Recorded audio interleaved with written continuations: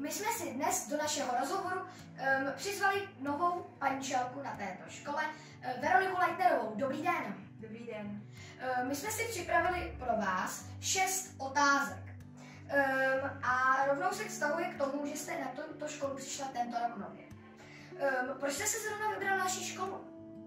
Tak tím hlavním důvodem, proč jsem si vybrala zrovna Zuši na Slovance, bylo asi pravděpodobně to, že bydlím kousek odsud, a takže pro mě bylo výhodnější si vybrat školu, na které můžu působit právě přímo v místě bydliště.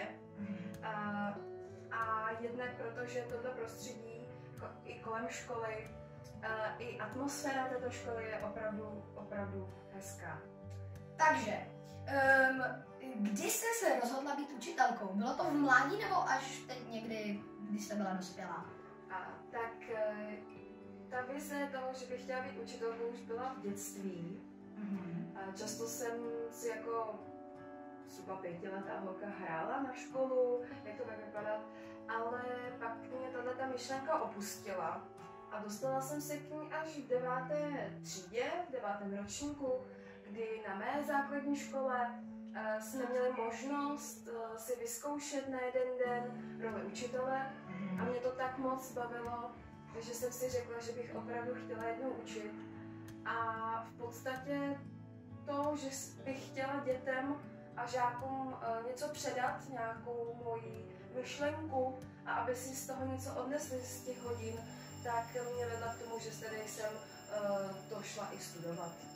Tak to je velice hezké. A teď, protože vy učíte český jazyk, tak jak dlouho ho učíte?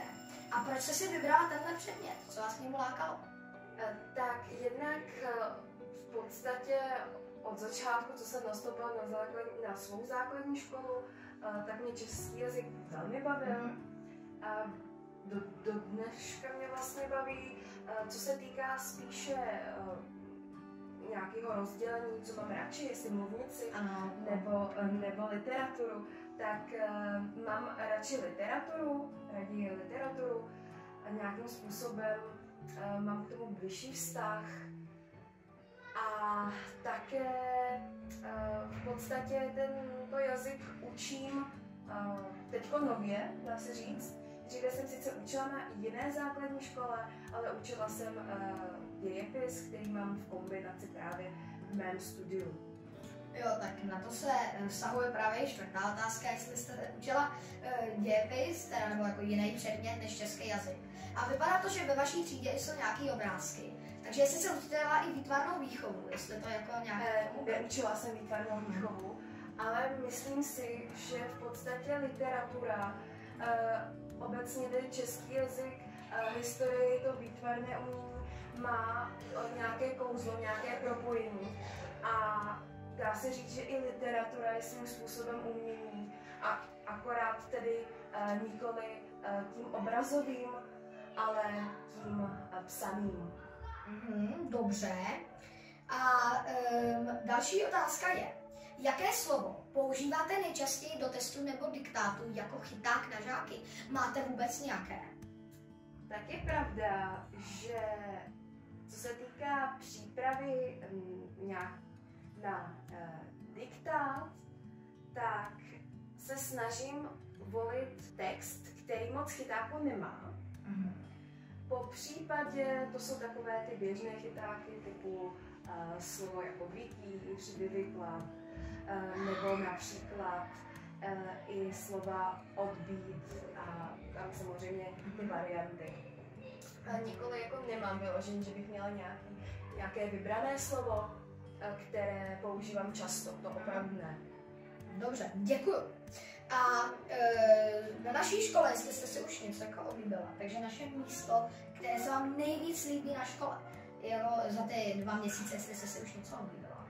Máte něco? Tak, jelikož já tu sice jsem tady skoro každý den, ale moc toho volného času během hodin nebo mezi hodinami nemám, tak ale i přesto jsem si oblíbila jedno místo, respektive 2, a to konkrétně třídu, kterou mám na starosti, ve které trávím co nejvíce času i s dětmi. A také je to jeden z důvodů, proč tam trávím tolik času, ale také proto, že to prostředí té třídy je poměrně hezké. Jednak má krásný výhled do okolí, protože je ze 3 stran prosklená, ta učebna.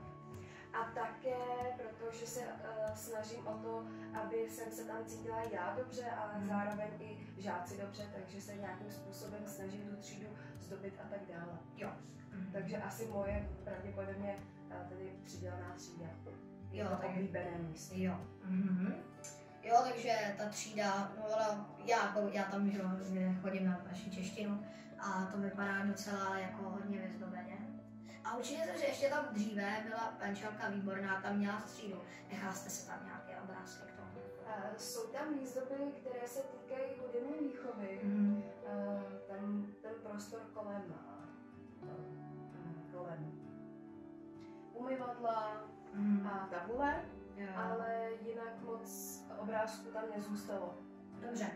Tak tohle byl náš rozhovor s paní učitelkou Veronikou Leitnerovou. Děkujeme, že přišla a zase někdy příště na viděnou. Děkuju. Moc děkuju za pozvání a mějte se hezky. Naschledanou. Naschledanou.